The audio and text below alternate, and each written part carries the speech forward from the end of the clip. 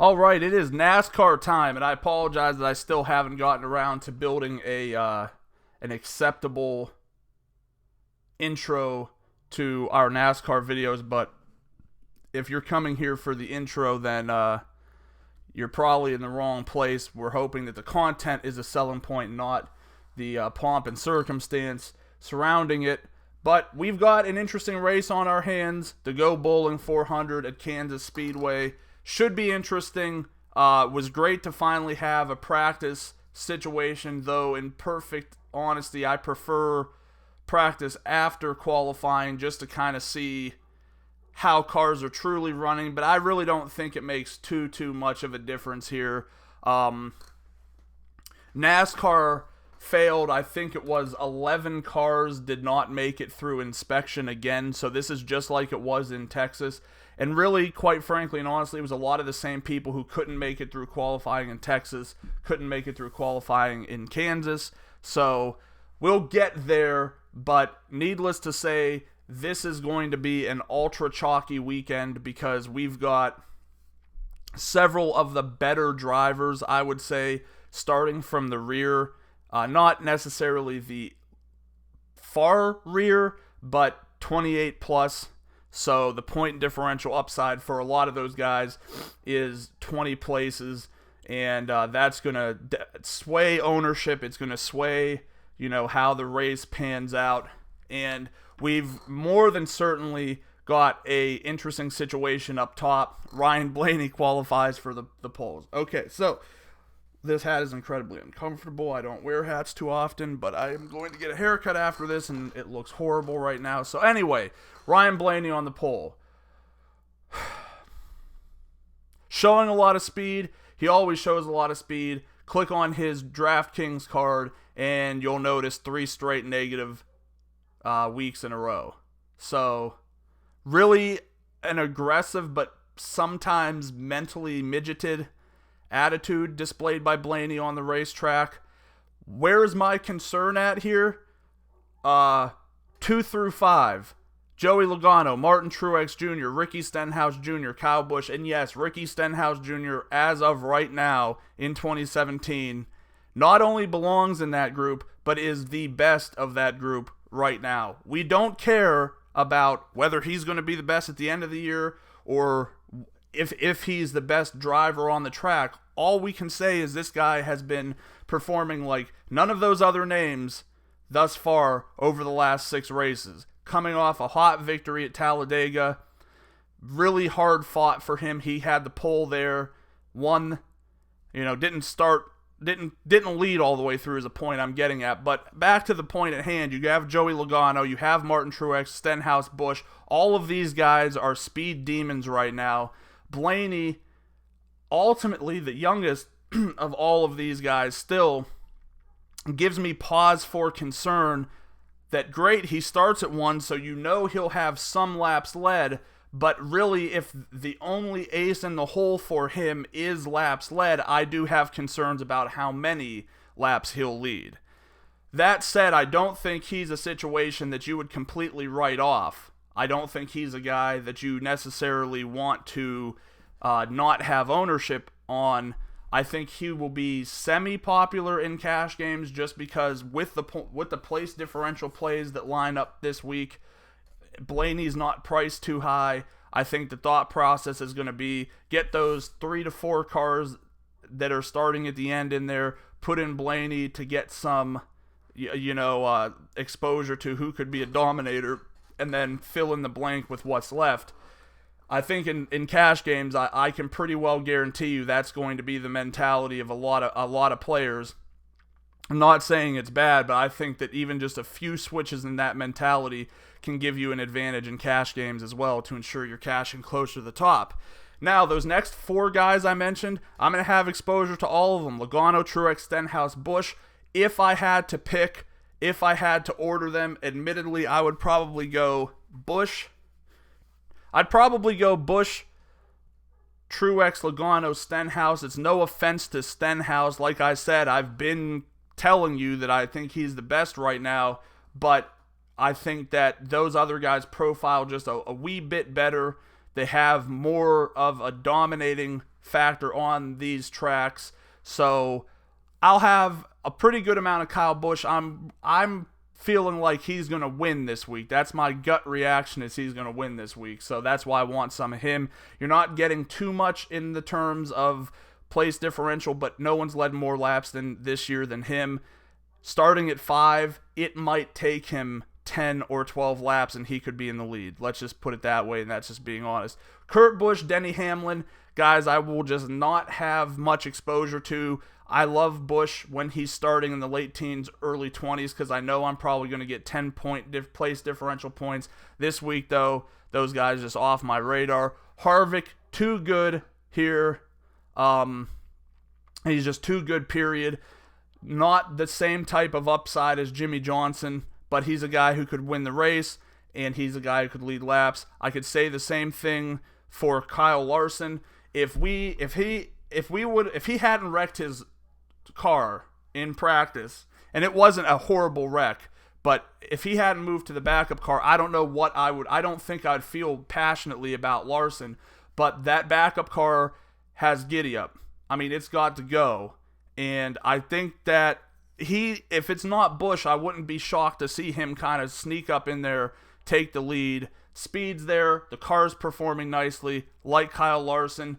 Chase Elliott, again, falls into one of those guys where I could see him finishing the top 5, but is he going to outscore those other guys with the place differential points? That's a big concern here. Like, someone can have a great race, someone can have a great basketball game but not be a good DFS play, and that's kind of how I feel about Chase Elliott. I'll have some of him, just not a heavy load. Austin Dillon, another guy like Kurt Busch, who, when he's starting in that 20 to 25 range, I'm going to drop him in my lineups. I've been on him for the last couple of weeks. Daytona or Talladega was disappointing, but I just don't like him here. Don't really like where Jamie McMurray's starting this week. I think the upside is 8 to 15. When you have guys priced in a similar range or lower, they can get 20 plus place differential points. Just not doing it. Eric Almirola, he's a little bit of a wild card for me. I think he could surprise some people where he finishes, but I just don't think it's enough, so not a lot of ownership on him. Matt Kenseth, I do have interest in. I'm not meaning to go driver by driver. I'm kind of going to slow it down here and just mention drivers that I'm on or not on. But I like Kenseth. I could see him finishing in the top 5, even the top 3. I don't think his ownership position is going to be very high. Keselowski, weird situation here. I have a very moderate amount of ownership of him right now, just not too much. His history here, not really great. Not showing the speed. Normally, we'd be fawning over Keselowski at this starting position because he could get up there, but I think I'm good on him. Paul Menard, Ryan Newman, those are a couple of guys I actually like quite a bit. It's crazy, right? But Menard does have a little bit of history here. He's not the worst driver. I think he's a circumstantial driver. I think he'll be a little lower owned. Don't mind that. Newman, very solid history on this track, on these tracks, period. No qualms about putting him in the tournament lineup. Moving on down, then we get our break where there's guys, basically the qualifying list from Chris Buescher to Derek Cope are just unusable drivers in my opinion. They just don't meet any interest. Then we have Jimmy Johnson, Clint Bowyer, Casey Kane, Eric Jones, Dale Earnhardt Jr. My gut reaction is that for most people, there's 5 of your cash game drivers right there, and it's going to be moving on to try to see who fits in around them. I'm going to look this up right now. I'm very interested to see if I try to construct that lineup, because that's not my cash game lineup. I'll be upfront and honest with you about that there's no way that I'm going to do that. I'm going to use my phone, actually.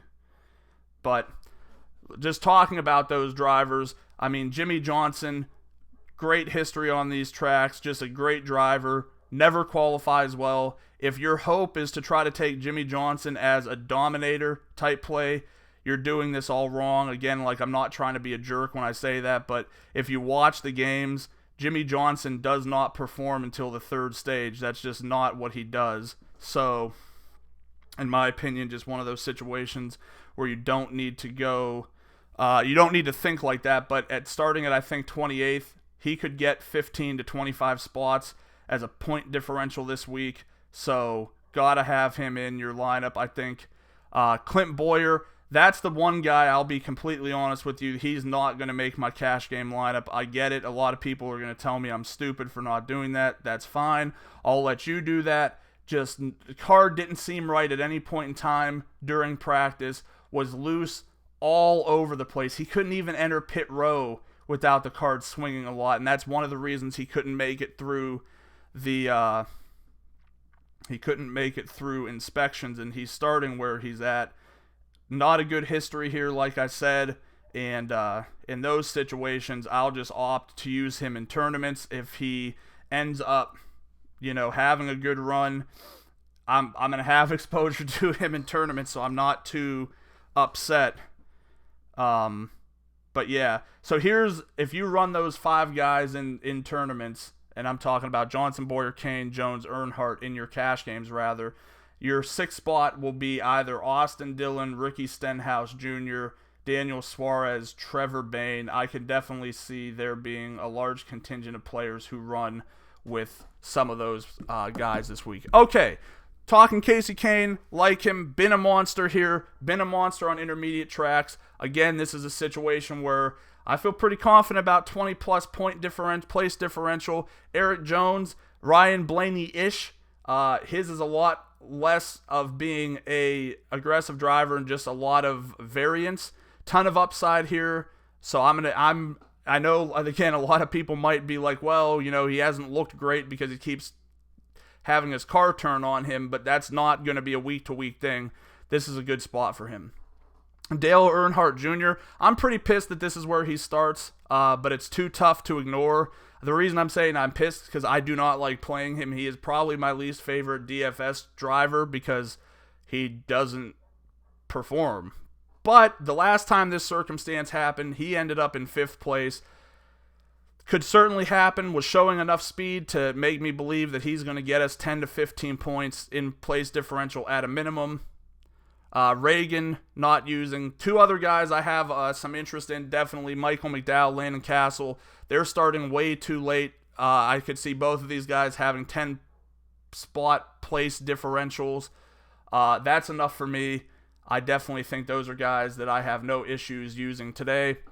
I mean, to me, this sets up pretty straightforward. I've got probably 18 to 20 drivers I like. I've got 20 to 22 drivers I don't. So, I'm going to be heavy on the guys that are place differential plays, and that has to be the strategy because there's so much to gain there. You can make an argument to say that maybe you do that in 70% of your lineups and the other 30 you try to differentiate with either not the Jimmy Johnsons who have these huge 20 to 25 place differential points, but to guys like Keselowski, who Keselowski has 17 if he wins. So, I mean, there's that.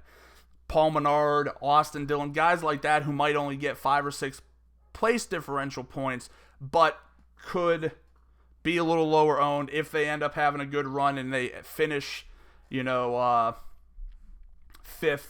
end up with a good weekend. So that pretty much wraps it up. Really excited about NASCAR.